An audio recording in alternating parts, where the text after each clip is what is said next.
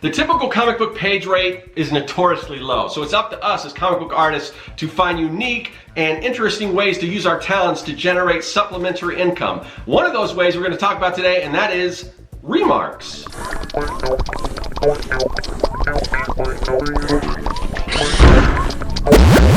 Greetings, people of the internet. I'm Scott with Serkworks Art Labs. Welcome, mad creators, to the underground laboratory where we create robots, aliens, zombies, and other imminent threats to humanity. We also create comics. We talk a lot about creating comics on this channel. A couple weeks ago, we talked about store-exclusive comic book covers. I went into depth in that, what those were, and how it's an opportunity for us as artists to make a little extra money. Just another avenue, and we're always, or at least I am, and you guys should be too, always looking at other ways that we can use our talents to bring in income, because as I mentioned in the beginning, you know, the typical comic book page rate, it's for the amount of time that you put into a comic book page, it really isn't that much.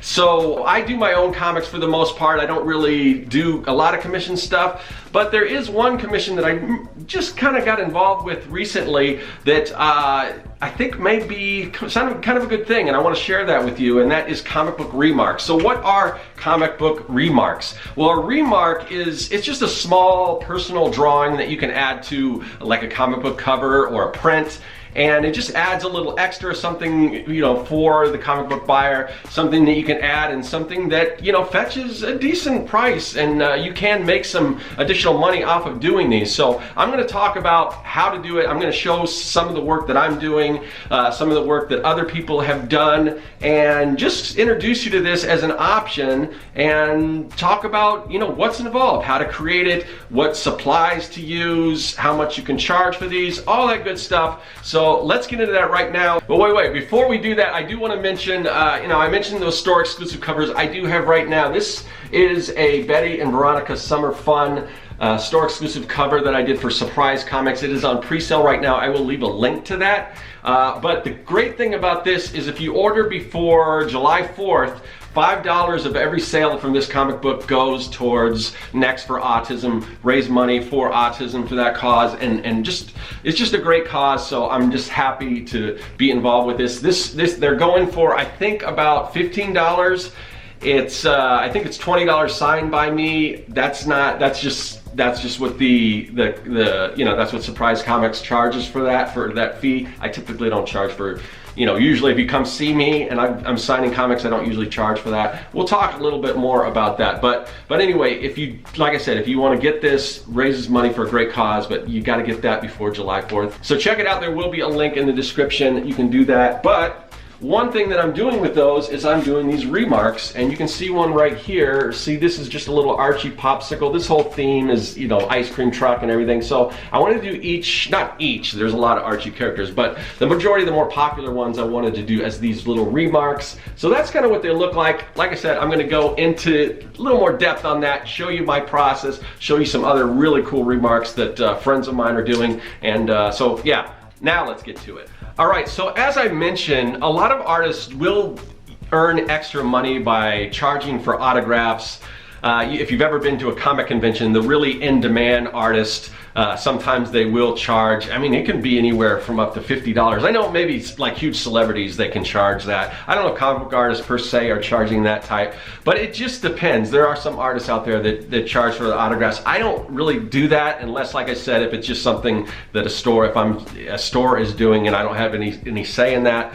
That's fine, and I don't think they were a lot of extra money, and like I said, the one I'm talking about goes to a really good cause. But so I don't typically charge for autographs, but so that's me kind of waiving one of those extra avenues of bringing in income. And not that people are really lining up to get my autograph or pay for my autograph for that matter, but one of the things that I have done a lot of are sketches, and I've done, you know, sketch cards and all these, you know, different things, or you know, sometimes I'll print out my own little, like, sometimes even on the back of like a comic book backer board, I'll do sketches. Usually I don't, and this is my own personal preference, but I don't typically do a lot of commissions. I just find that a lot of times, at least for me, it's not worth it financially for the amount of time that goes in it, but there are a few exceptions. These remarks are one of those exceptions, and I also make exceptions when I am at a store, like a comic book store, doing a sign or something like that. If I'm doing a convention, typically I don't do that because I'm there to try to engage with people, but when I'm doing an in-store signing, I will do sketches and everything. But that's one of the things I want to talk about, in that you can do these sketches on the covers of comics. Now, I first heard about remarks from fantasy artists who did like art, some of the cards for like Magic the Gathering. They would, at those Magic conventions or whatever, people go in and they want a sketch and they just kind of go over and add, and these are really small. Obviously the size of a Magic the Gathering card is pretty small. So they started, I don't know where they started. I don't know if they started in comics and I just wasn't aware of it, but I had heard of them on the Magic cards. So they're a real tiny thing, and because this is the artist who painted whatever image is on that card, it's a little extra, and it's another way that they can, in addition to just signing their autograph, that they could charge for a little teeny tiny sketch, something, or just change or alter something. It's like an alteration. You can go and maybe add a different kind of sword to one of the characters or things like that. So I didn't really know that you could do this, or that people were doing this with comics, until I came across some of the work that a friend of mine who we've had on the show, we've talked to him a few times, we've had him on the Artcasters, Eric Henson. I mentioned him before. He also does a lot of these store exclusive covers, but he's also doing these remarks, and his stuff just blew me away. I'll throw some of it up there. He's done a lot of stuff. He's done a couple exclusive covers for Teenage Mutant Ninja Turtles, and then just tons of remarks.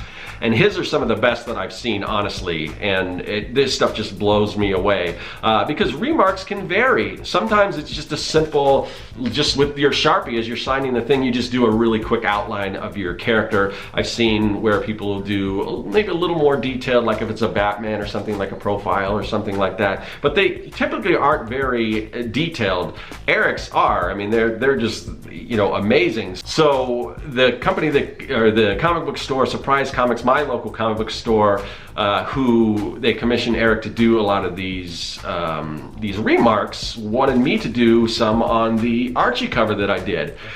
So I said, wow, I don't know if I can actually get to that level, and I don't know how much time Eric spends on these, but hopefully he's earning a decent, hopefully it's worth it to him, because typically most artists who are doing these remarks, they don't spend that much time. So, and that's one of the things you want to be cognizant of is, are you making money off of this? Because a lot of times artists are just, we like to draw and everything, and we're either giving things away, or we don't even realize how much time we're actually putting into something, or the supplies, and that's something I will talk about.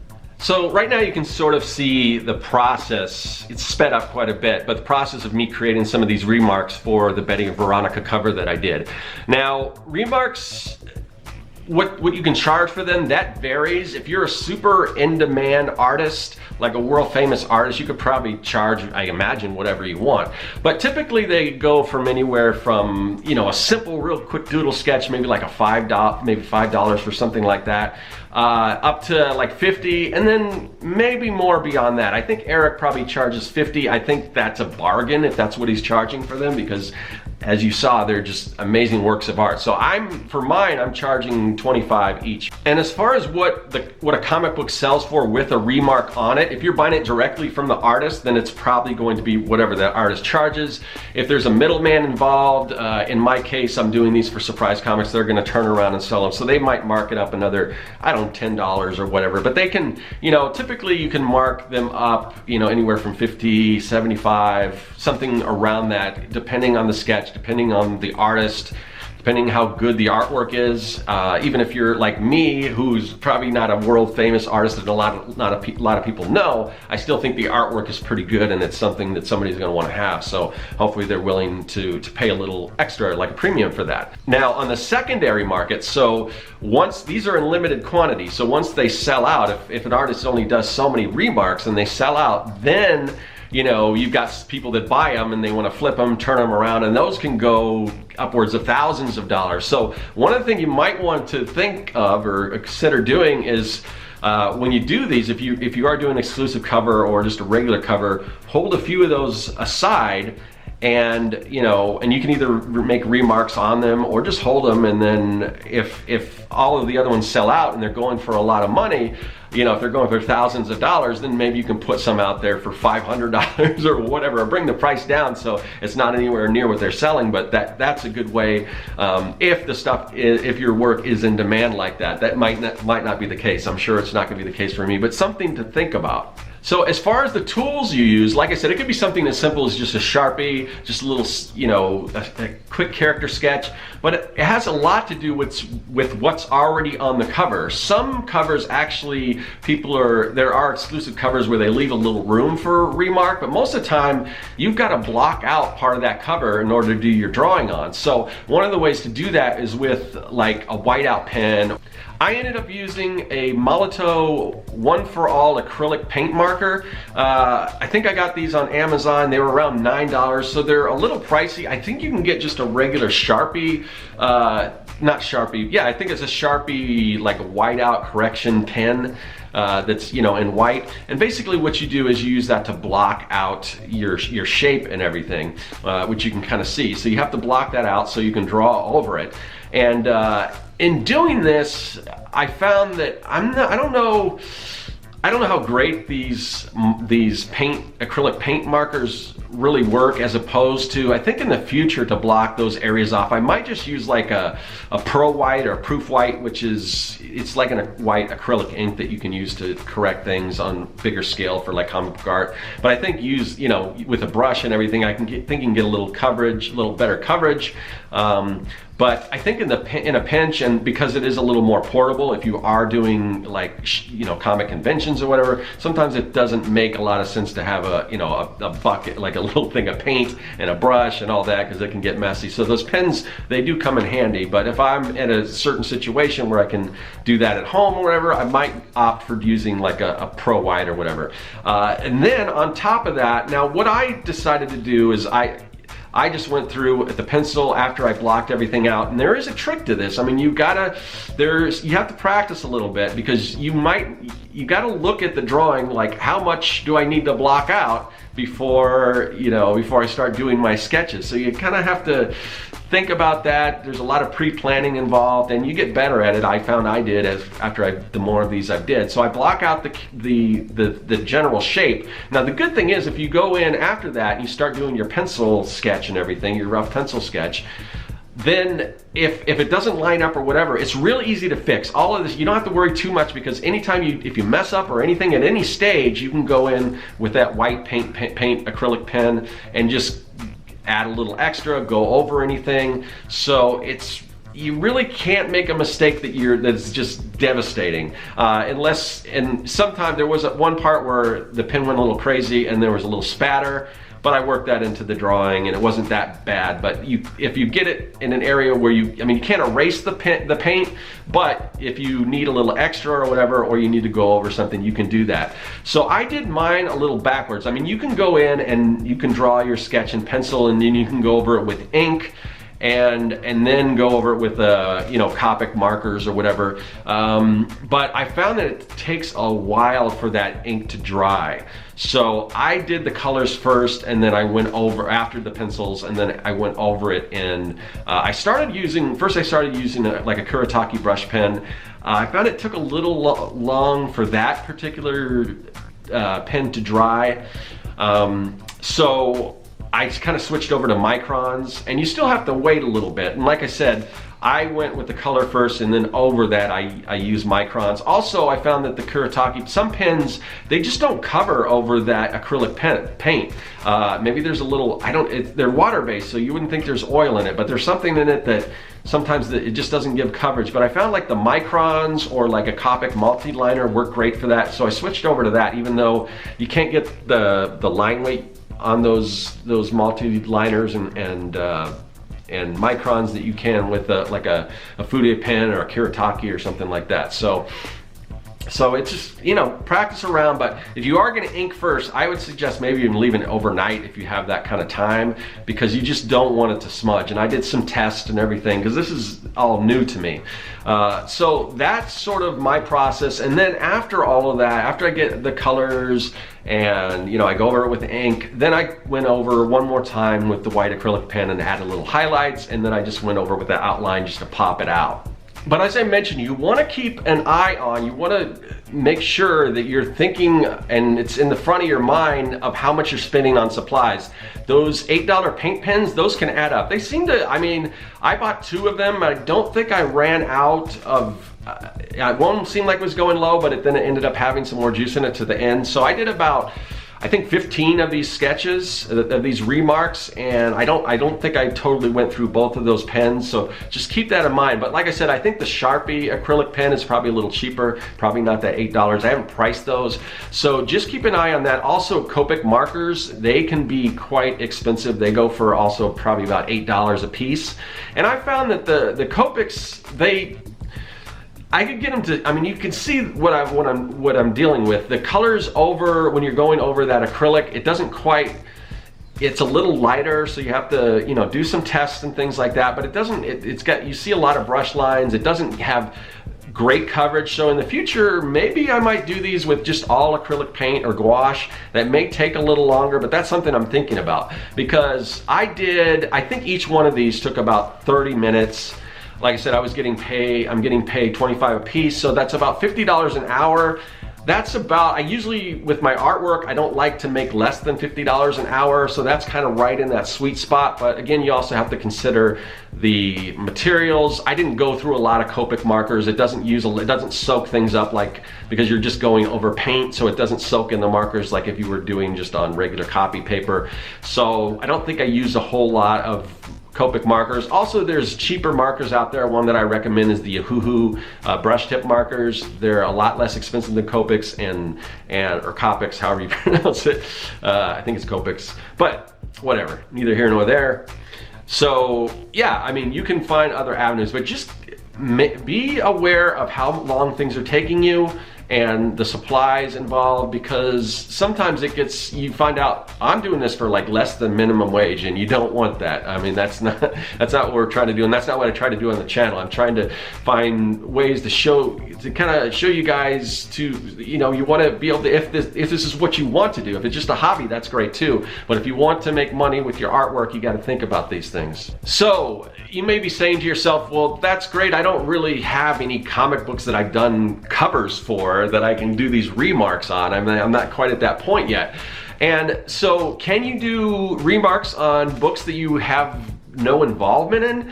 I don't know. I don't see a lot. I haven't heard of a lot of that, but I think if you're a good enough artist, I mean, there are sketch covers out there, so that's another avenue where they just print a blank sketch with the logo of a comic, and you can do those. Those, usually I don't hear those as referred to remarks, but that's another avenue. The other thing you can do, and like I said, if you're just a great Batman artist, maybe you can get some, I'm sure, I mean, if somebody's willing to buy it, they're willing to buy it, so that might be an option. But think about if you're a self-publisher, if you do your own comics, like I do Young and the Dead, and this is something I definitely am gonna do with my Young and the Dead, because I've done tons of, you know, zombie sketches. I print out, like I said, I print out these little sketch cards. Some of them are about half the size of an 8.5 by 11, and I'll bring those to when I do like a comic book signing. I'll do sketches on those.